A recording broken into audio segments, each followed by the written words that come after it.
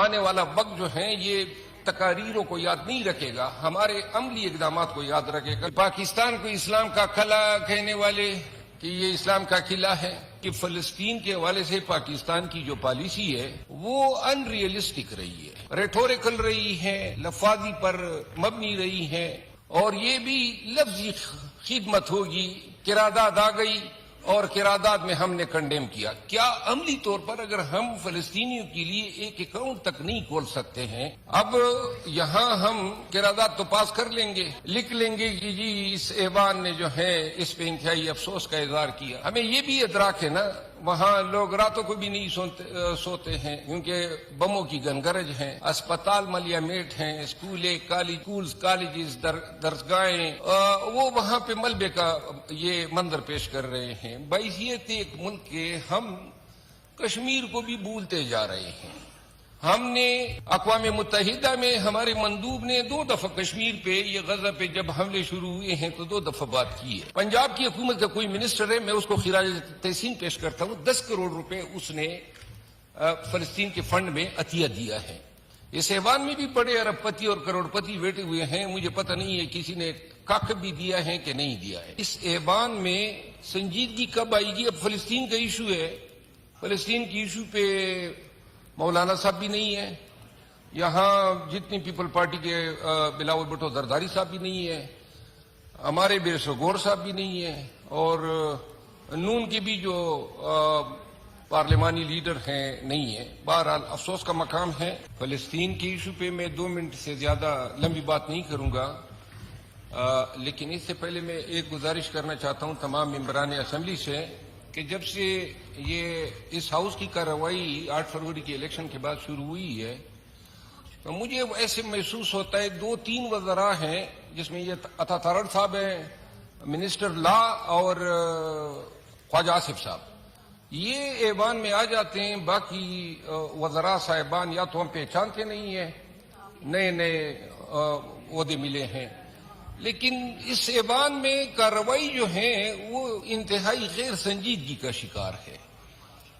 جو پریویلیجز کمیٹی ہیں اس کا اجلاس ابھی تک نہیں ہوا ہے، آج بھی اگر نشاندہی تو میں نہیں کرنا چاہتا ہوں لیکن کورم خیر سے پورا نہیں ہے، تو میں یہ عرض کرنا چاہتا ہوں کہ اس ایوان میں سنجیدگی کب آئے گی؟ اب فلسطین کا ایشو ہے، فلسطین کی ایشو پہ مولانا صاحب بھی نہیں ہے، یہاں جتنی پیپل پارٹی کے بلاول بھٹو زرداری صاحب بھی نہیں ہے، ہمارے بیرسو گور صاحب بھی نہیں ہے، اور نون کے بھی جو پارلیمانی لیڈر ہیں نہیں ہے۔ بہرحال افسوس کا مقام ہے۔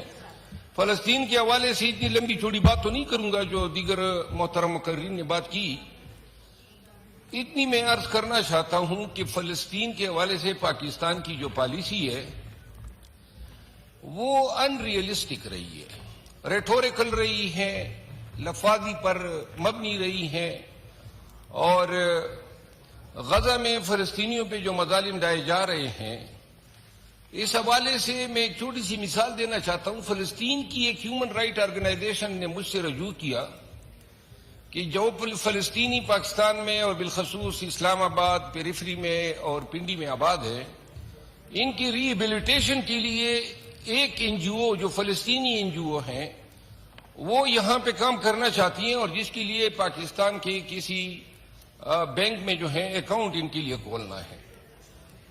MCB، میزان بینک، ABL اور عسکری بینک، ان چاروں کے پاس گئے، کاغذات جمع کیے، اور اخیر میں ان بینکوں کا جواب یہ آیا کہ جی ہم کسی فلسطینی NGO کو پاکستان میں بینک کھولنے کی اجازت نہیں دے سکتے۔ اب یہاں ہم قرارداد تو پاس کر لیں گے، لکھ لیں گے کہ جی اس ایوان نے جو ہے اس پہ انتہائی افسوس کا اظہار کیا۔ ہمیں یہ بھی ادراک ہے نا، وہاں لوگ راتوں کو بھی نہیں سوتے ہیں کیونکہ بموں کی گنگرج ہیں، اسپتال ملیا میٹ ہیں، کالجز، درسگاہیں، وہ وہاں پہ ملبے کا یہ منظر پیش کر رہے ہیں۔ بحیثیت ایک ملک کے ہم کشمیر کو بھی بھولتے جا رہے ہیں، اور یہ بھی لفظی خدمت ہوگی، قرارداد آ گئی اور قرارداد میں ہم نے کنڈیم کیا. کیا عملی طور پر اگر ہم فلسطینیوں کے لیے ایک اکاؤنٹ تک نہیں کھول سکتے ہیں؟ ہم نے اقوام متحدہ میں ہمارے مندوب نے 2 دفعہ کشمیر پہ یہ غزہ پہ جب حملے شروع ہوئے ہیں تو 2 دفعہ بات کی ہے. میری گزارش یہ ہے کہ پاکستان کو اسلام کا قلعہ کہنے والے کہ یہ اسلام کا قلعہ ہے، اور جو میں نے 2 منٹ کا وعدہ کیا تھا بس آدھا منٹ رہ گیا ہے. اس ہمارے لیے ضروری ہے کہ کبھی ہم انفراسٹرکچر میں یا ریہیبلیٹیشن میں جو ہے کوئی مدد فلسطینیوں کو کیوں نہیں دیتے ہیں. پنجاب کی حکومت کا کوئی منسٹر ہے، میں اس کو خراج تحسین پیش کرتا ہوں. 10 کروڑ روپے اس نے فلسطین کے فنڈ میں عطیہ دیا ہے. اس ایوان میں بھی بڑے ارب پتی اور کروڑ پتی بیٹھے ہوئے ہیں، مجھے پتہ نہیں ہے کسی نے کاکب بھی دیا ہے کہ نہیں دیا ہے، لیکن میرا خیال ہے کہ کسی نے نہیں دیا، اور اگر دیا ہوتا تو علی اعلان کہہ چکا ہوتا. میری گزارش یہ ہے کہ تھوڑی سی ہم اس جہان میں تو جانا ہے، جانے سے پہلے اگر اپنے مسلمان بھائیوں کے ساتھ ان حالات میں بھی اگر ہم اخلاص نہ کر سکے، آنے والا وقت جو ہے یہ تقاریروں کو یاد نہیں رکھے گا، ہمارے عملی اقدامات کو یاد رکھے گا. میں جناب کا بہت مشکور ہوں. شکریہ. عثمان بدینی صاحب. شکریہ اسپیکر صاحب. اسپیکر صاحب، جو مظالم ہوئے ہیں اور جو ظلم ہوتا آ رہا ہے، آج غزہ کا، فلسطین کا بچہ بچہ، نوجوان، بزرگ،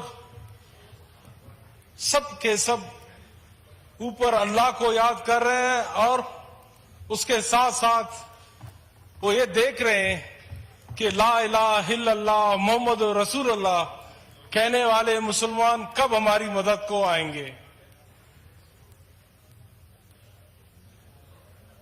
دنیا بھر میں مسلمان حکمران ایسا لگتا ہے جیسے سو رہے ہیں. آج غزہ کا بچہ، آج فلسطین کا نوجوان آج وہ انتظار میں ہے کہ یا اللہ، جس مسلمان نے کلمہ پڑھا تھا اس مسلمان کے سینے میں اتنی طاقت دے اور اسے وہ ایمان بھی دے کہ وہ آ کے عملی طور پہ ہماری مدد کر سکے. جمعیت علماء اسلام اس کے واضح پیغام ہے اور واضح طور پہ پوری دنیا کو یہ میسج دے چکا ہے کہ ہم فلسطینیوں کے ساتھ ہیں. اور اگر آپ کو یاد ہو، آج سے 4 دن پہلے ہمارے 2 مفتی صاحبان نے ایک اعلان بھی کیا. اس اعلان کے بعد ہر مسلمان پہ یہ فرض ہوتا ہے کہ وہ عملی طور پہ اس جنگ میں، اس خطے پہ جا کے موجود ہو اور اپنی خدمات پیش کر سکے. مرنا سب نے ہے، مرنا کہیں بھی ہوگا.